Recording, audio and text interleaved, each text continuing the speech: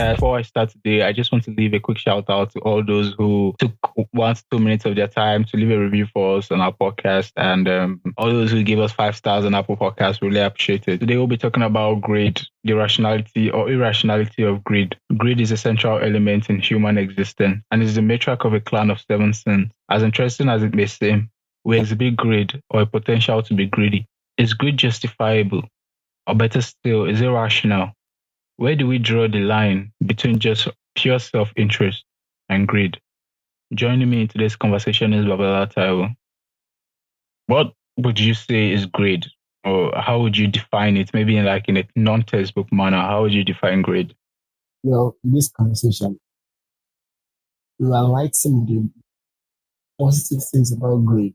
And greed, in definition, it brings about a lot of things into consideration. Okay. And talk about religion, talk about our interests, talk about the positive side, the negative side, who is about, who is gaining more. So to define greed in a simple or a single sentence is to define greed itself. So very difficult to define. Very, very difficult. And that's my take on it. Okay, clearly well put. Economists have us to understand that the rational human being is always acting according to his own self-interest. That most of our actions and pursuits are mostly to satisfy our own desires, needs, and self-interest. So I wanted us to clarify that line, because I think most of these things are used interchangeably: greed, selfishness, and self-interest. So how do we differentiate between these three? Because they are used interchangeably, and to me, clearly they are not the same thing. Because to me, I feel like it's normal for humans to act in their own self-interest. So how do we draw the line between self-interest and greed? Okay, greed and self-interest. Okay. Well, it's a very thin line to draw between those two. A very, very thin line. And looking at it, if we say we are greedy, then of course our actions have hurt others. To be acting our own self-interest, we are looking inward to ourselves, concerned about our own welfare, without putting into consideration the welfare of others. But if I were to think about my own welfare, my own self-interest, I would definitely have a tendency to be greedy. And like the opening statement, greed is the matriarch of 7 sins, and lust is part of it. So in lust after something, you want to satisfy yourself, self-interest. And in the prayer of satisfying yourself, you tend to be greedy. And that's very, very possible. So to draw a line between those two, of course you can draw a line, a very, very thin line, a very, very thin line. And that's all I can say. Yeah, you pointed out some stuff about who in business, in the entrepreneurial world or financial world. Yes. So, because for me, I feel like as an entrepreneur who ventures into a business, you definitely want to make money, and you have a problem that you can solve. So now, though my self-interest, major of my self-interest as an entrepreneur is to make money, and a customer, if I'm a customer in to your company or any entrepreneur's company, I have a problem that I feel like an entrepreneur's company can help me solve. So, all right. So anytime I'm patronizing you, I'm trying to satisfy my own self-interest. So there's a self-interest I have, and your solution to you have a solution to my problem. So that means you can satisfy my own self-interest at that particular time.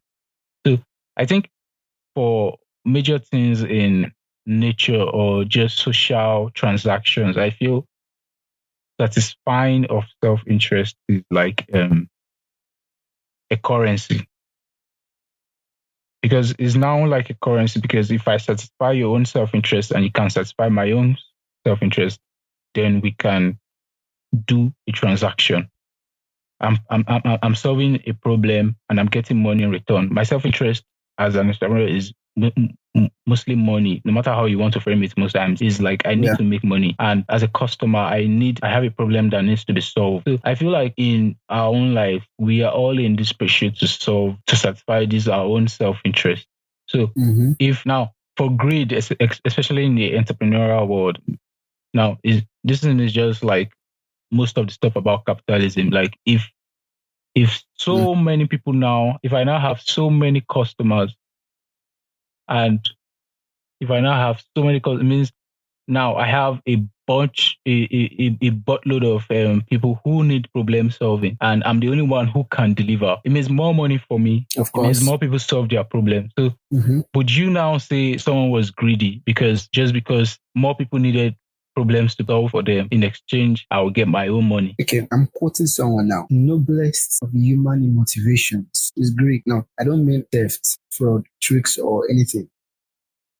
By greed, I mean people being only mostly concerned about what they are getting for themselves and not about the welfare of others. Now, you're maximizing profits self to solve problems. Okay, so in that part of maximizing profit, don't you think there's a way, there's a part where you cross the line, like this imaginary line? Because if I were to refer to what you just said, Adam Smith said something. He said individuals should act selfishly rather than try to do good for others. Because it is not from the benevolence of the butcher, the brewer, and the baker that we expect our dinner, but from their regard to their own interests. And nobody but a beggar chooses to depend chiefly upon the benevolence of his fellow citizens. Of course, I can't wake up in the morning and expect someone to work for me, to give me food, even to be responsible. And nobody but a beggar relies on people to satisfy them. And of course, I will agree that pursuing your own self, you can, or individuals can promote the interests of the society more than they can with benevolence. If you give out to it, say you are not helping them. Like there's a popular saying, don't give your friend fish, teach him how to fish. But I think there's a borderline, like a very thin line if you talk about greed and self-interest. Greediness in the market or in maximizing profit finds a way to rationalize selfishness into social virtues. It makes um, good emerge as a byproduct of selfishness. So if I'm greedy and I can maximize my profits, I can employ people. Okay, that's rationalizing selfishness. I can employ people to do some things. Now, I'm giving them jobs, of course, I'm giving them jobs. But you are not taking interest with those you exchange business with. Okay. And greediness in itself is a very, very difficult because there's a positive side and a negative side. If you look at it, and Adam Smith himself gave dignity to greed and a new sanctification to predatory impulses. Like you can prey on unsuspecting people. You can monopolize your business. Because you gain the more. You gain everything. but I will agree that greed is the driving forces of human because without it, there won't be competition. There won't. And even as it drives human development, it also brings a part where it's common to capitalists. And people don't like capitalism because it's like wealth distribution to a few people. And a large number of people will depend on this field for their daily bread. Okay. And I think broadly defined, greed and self-interest, they are both beneficial and they are reprehensible depending on the situation in the society. I think you put it in a very good way. Like to dwell more on the Adam Smith analogy you gave, the baker, the brewer, and the butcher. I think it really expands on the idea Yeah. of the kind of entrepreneurship we have now in present day. Is like it's not because I'm kind enough. That's why I bring Yeah. out meat or beer or cake to sell for you. It's because I'm trying to pursue a self interest of mine. So I think that really like answers like it brings us to some kind of conclusion that as humans we can satisfy our own self interest by satisfying the self-interest of others. Uh, I don't think so. I don't Why think so? we can satisfy our self-interest, satisfy the self-interest of others at the same time. We can't do it simultaneously. We have to choose a path. So if we are drawing a line between ethicality and profitability, but this is a place where economics rarely addresses. But if we're to draw a line, greed and self-interest are intertwined in economic theory. Now, even to satisfy others, you have to be benevolent enough. But even to satisfy yourself, selfishness has to come in.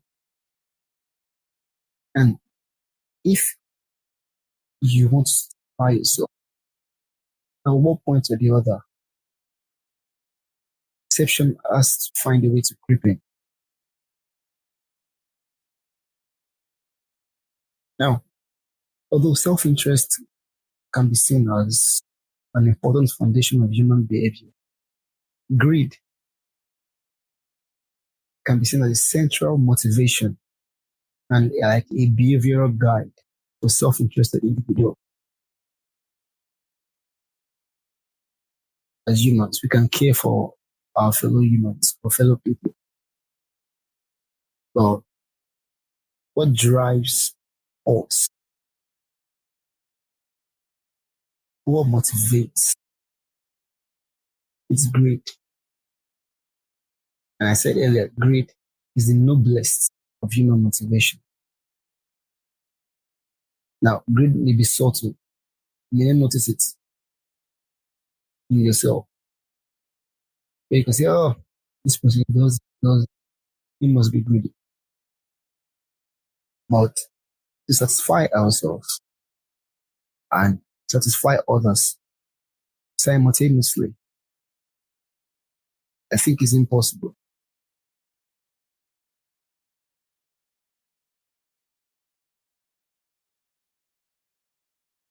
According to Adam Smith, we walk in our self-interest. And if we follow this, we can't simultaneously please ourselves and others at the same time.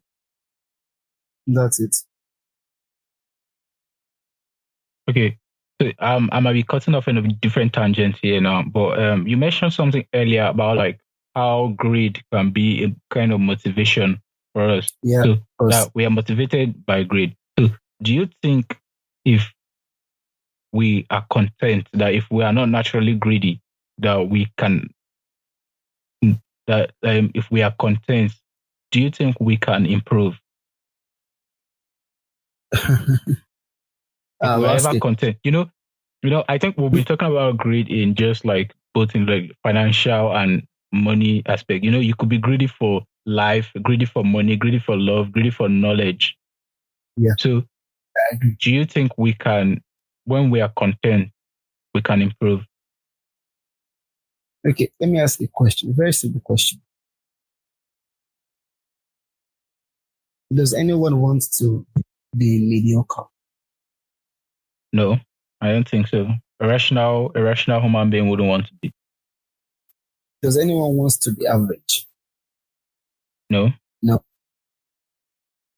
So if no one wants to be mediocre, if no one wants to be average, self-interest will just find a way, even in politics.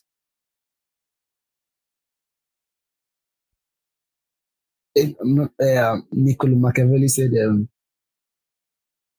insatiable hunger for power is unavoidable. So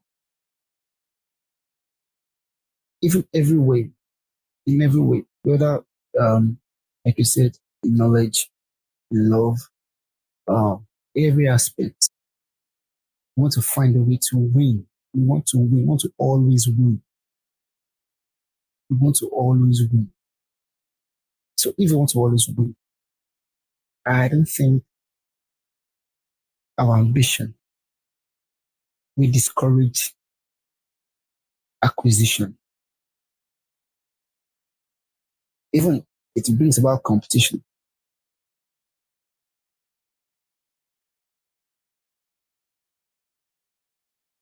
Yeah.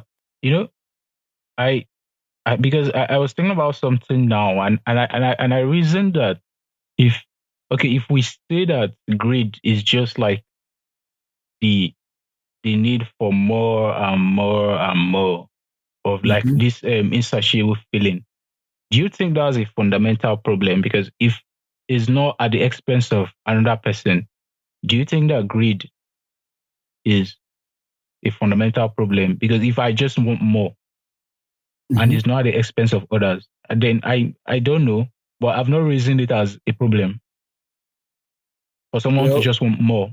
well, do you know if even if you want more, look at it closely. There's a point where you have this sense of entitlement. There's this point. Yes, it might be subtle at the beginning, because there's this sense of entitlement you have. Yeah, I think you put it very well. So now, in our normal human life, we have Okay. people who go through stuff in a normal way. We have people who like go through life pretty normal, and then we have people who we call ambitious. Now, ambitious people, they want more all the time, more of career, more of success, more money, more knowledge, more learning. We'll say they're ambitious. Now, why is one good and the other one bad? Because to me, I feel like there's no there's no really line separating. There's no line separating them. One is just like the same thing. Why is greed bad? Sorry, and why is ambition good? Uh, well, it's good, bad. It's really bad. Because if you look at it, uh, greed itself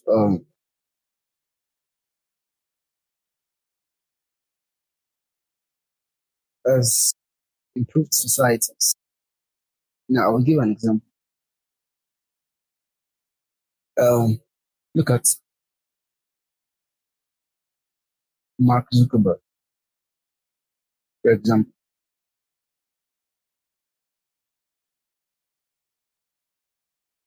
Facebook, when they acquired Instagram, acquired WhatsApp. You know, the other companies that maybe we don't know of. Now, I would say that I can't say it's ambitious because even with everything else, it's okay. Why acquire those? Did they see them as competition or because he just wants to be superior? That's social psychology. And recent interpretations, if treated greed as the driving forces of human well-being. Okay, and let me take capitalist and the miser. The capitalist is a monopolist. Yeah, he wants to control, have all the goods, and distribute it. But we look at the miser. The miser just accumulates, but he doesn't give out. So Karl Marx noted this fact. I won't call him, let me say fact. Said that this boundless greed after riches, this passionate chase after exchange value, common to the capitalist and the miser. But while the miser is merely a capitalist gone mad, capitalist is a rational miser. Okay, cool. So let me cut you off there real quick, and then let me just ask you one very simple question. If you've ever been motivated by greed in your own life or any kind of endeavor. Yes, I'm motivated by greed. I don't think I can see anyone who has that, but I'm speaking for myself. Yes, I am. We have been really greedy. I think maybe greedy for learning. That's an actual thing. Wanting to control so much knowledge. And I don't know how it plays out, but I'm pretty sure that early on in my life, while growing up in around primary school, I really just wanted to be the one at the top. Like that stuff consumed me in a very, I don't know whether it's in an adverse way, but like I don't want any other person to be at the top of the class if not me. It was like a very, very, very massive competition then. I think for a very young age, you might be surprised, but like I don't know how it grew or how that stuff. But though I was grateful for learning and knowledge to like top the class and all those things. But that itself is a form of greed. But I think it's pretty rational since though I would not call it greed now because I was simply acting on pure self-interest, which was not I think it's a fair game, I'm going to diverge a little bit. Even wealth creation too, it's a fair game because wealth creation is not a zero-sum game. If my being rich does not mean you getting poor. So I think though there's a lot of competition, you get and that's for business. I don't want us to get into so much of this. I know Peter Thiel talks about this a lot in his own book about competition in this sense and those kind of games in the economic market. But like I don't want to diverge into that. So like let's just talk about like some of the ways in which people have been irrational in their own life when it comes to self-interest. Now I can mention some of it like love. For me, I feel like love is irrational because, it takes away this rational assumption of pure self-interest. It makes you act in ways that you would never have parents to child love and maybe like couples in a relationship. Like you give it part of yourself to someone. So that kind of situation is irrational to me because, even one a Nobel Prize winner said it one time. He said they were having this round table discussion. He said like the most irrational thing he did was to fall in love with his wife. So love is pretty irrational because that's why I was saying that some people go about their life because because once that happens, it means you go about your life knowing that you are a person, but you don't act fully in your own self interest. I think these are really clear examples. I mean, like I said before, like parents, child, or like couples in a relationship. These are like really clear examples of people acting against their own self interest. I think it's that irrationality that love gives. So I'll say love is like irrational, and I think it's a way to cancel greed. If we had more of that in our own lives and society, you will agree with me that maybe greed would be less in everything. Greed in everything. Yeah, of course, love is irrational. I think in a way, greed might also be a cause of some unhappiness in human life. Because it's now like a drug. Because like a drug, you need a bigger and bigger fix. So you Mm. get something you feel is not enough. So you need more and more and more. Is there a limit to what we can, or can we draw a line to greed? Is there a way where is there a way where we can say, okay, this is enough. We can rest now.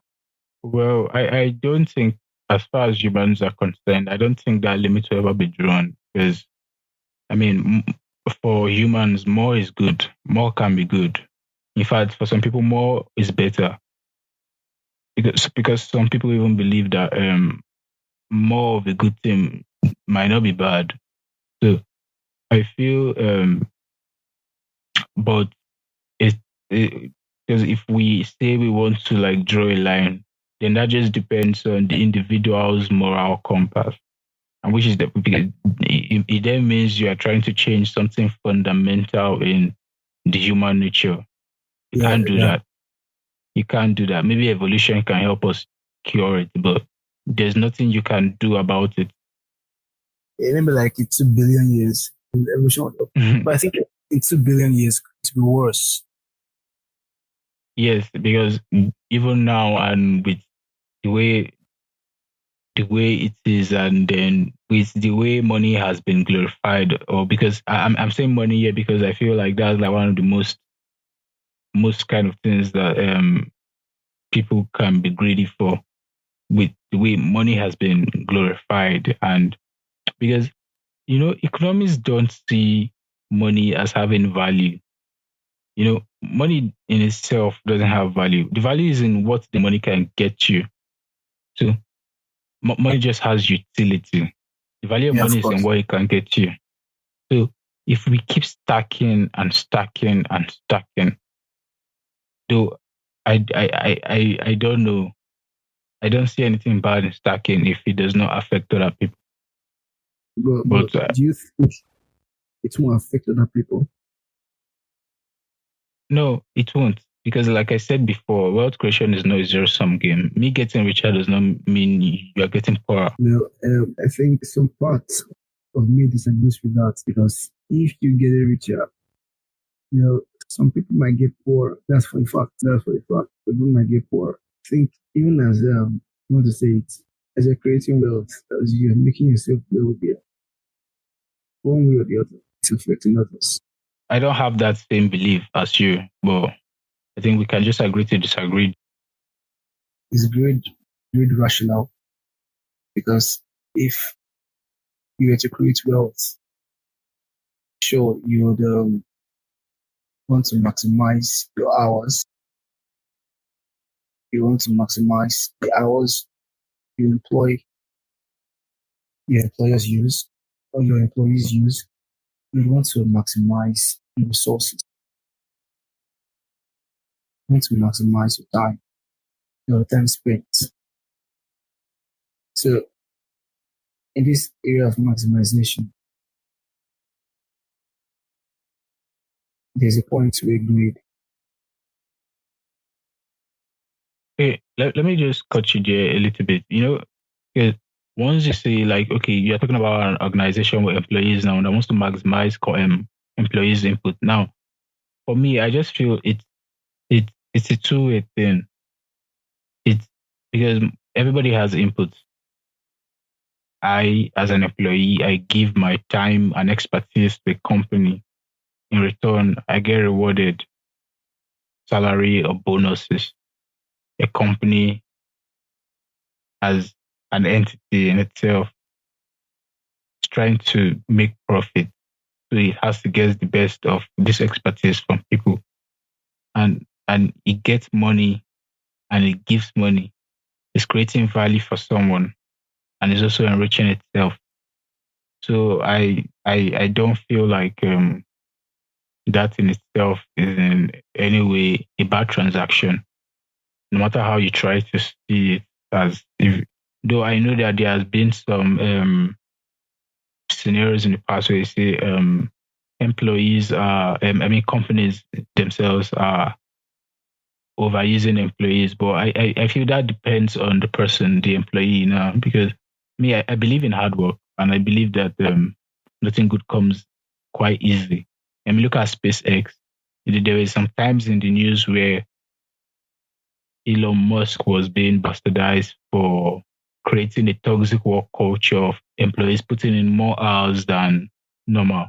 But they would never have accomplished what they have if that didn't happen. I feel like the fact that we talk about things that we label things as toxic, if you feel it's good for you and you can manage it, then it's not really a bad thing in that sense. Yeah, of course. I agree with you on that. SpaceX would never have accomplished what they did if the employees didn't put more work hours or what we call toxic work environment. But I would like to disagree with you and say that the employees, it doesn't depend on them.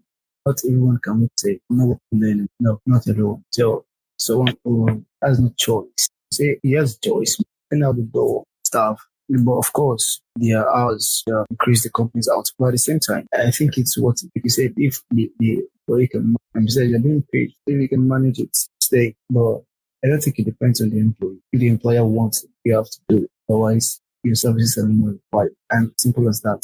And whichever way you want to put it, everything is passed to the self-interest. That's why I modeled it as like a self-interest kind of thing. Because I mean, if when I don't need you anymore, if you don't give me what I want anymore, then I have to drop you. I think it's that kind of framing.